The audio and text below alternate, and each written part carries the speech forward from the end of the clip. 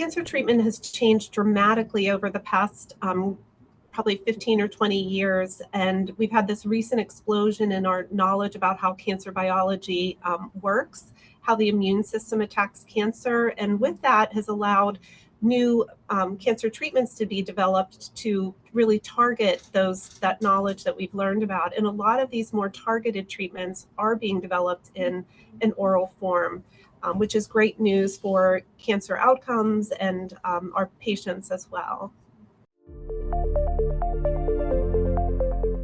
So this really means a lot of very good things for our patients. They're new drugs, they're effective drugs, but they can also get their treatment at home. So now they're taking pills at home rather than coming into the clinic and having hours-long infusions, having to travel, take time off from work, have their family take time off from work. So it gives them more flexibility and a little bit less of the schedule of going in and out of the clinic. A lot of these medications also have a different side effect profile. They still all have side effects, but it's a little different than our traditional chemotherapies.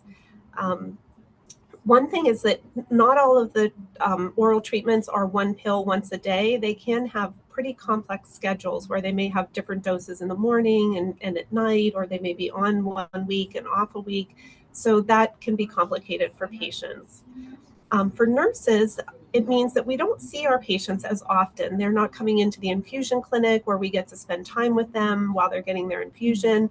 We get to see their family and learn how they're doing and talk to them. So we're really managing their care remotely, and that's enabled us to sort of reevaluate our processes and how we care for patients. So we have to learn to manage them remotely and do all of that education and whatever else is needed. We also have to work with our colleagues, our pharmacy colleagues, social work, financial counselors, because a lot of these medications are very expensive.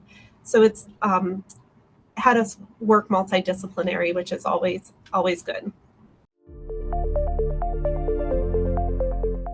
Adherence is very important to our patients. These are very effective treatments, so we want to make sure that patients are able to take them and take them on schedule. We know that sometimes the treatments don't work as well, even if patients miss a couple of doses. So it's really important on the clinical side that we support patients to ensure that they're able to take their medications as prescribed, and on the patient side that they understand the importance of adherence and taking the pills as prescribed.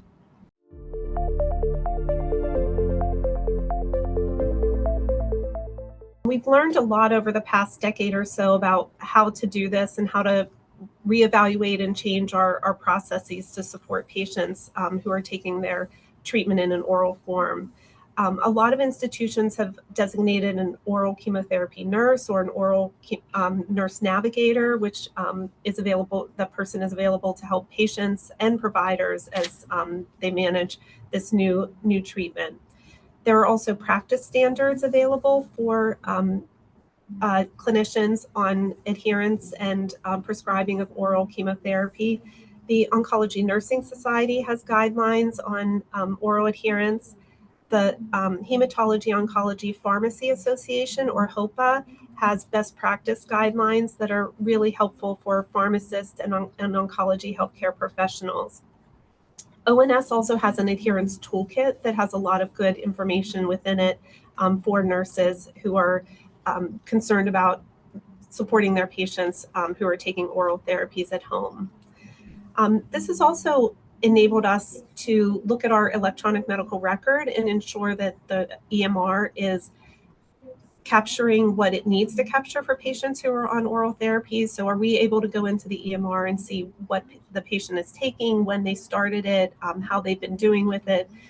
That's not as always easy to find in our electronic record, so we've had to kind of change those processes.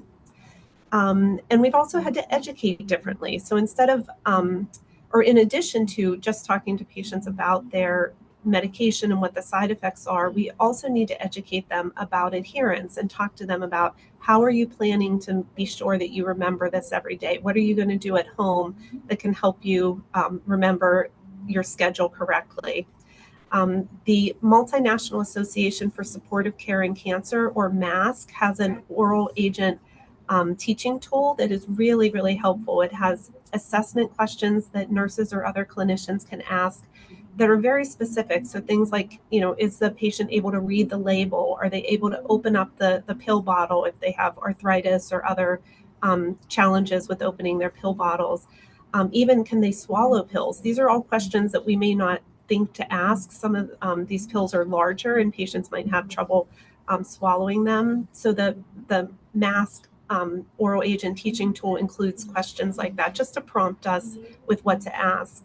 It also includes education as well as opportunities for drug-specific information in there. So there are a lot of resources available to help nurses and other health and oncology healthcare professionals to support their patients on oral therapies. This is a great topic for nurses to be thinking about and other healthcare professionals to be thinking about, and patients need support. So we need to be sure that we're there to help support them as they're taking their oral therapies.